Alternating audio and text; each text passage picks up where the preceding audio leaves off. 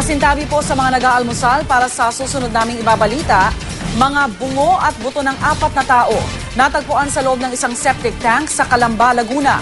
Inaalam ngayon kung ang mga ito ay pagmamay-ari ng 4 na negosyanteng nawala sa lugar noong nakaraang taon. Narito ang exclusive report ni Emil Sumangil. Magandang tanghali. Dito sa construction site sa isang masukal na lugar, sakop ng barangay Sirang Lupa, Calamba, Laguna, natagpuan ang mga bungo at buto ng 4 na taong nakasilid sa sako.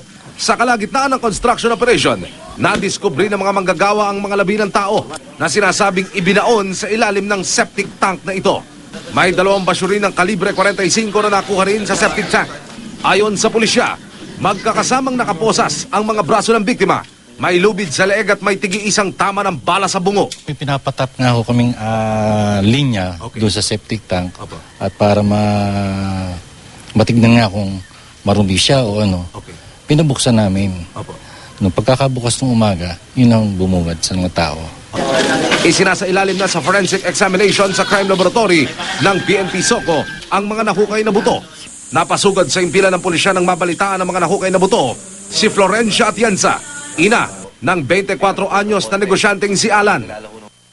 March 16, 2011, higit 1 taon na nakararaan nang ilabas namin ang istorya tungkol sa biglang pagkawala ng 4 na magkakaibigang negosyante sa Calamba, Laguna, kabilang narito si Alan.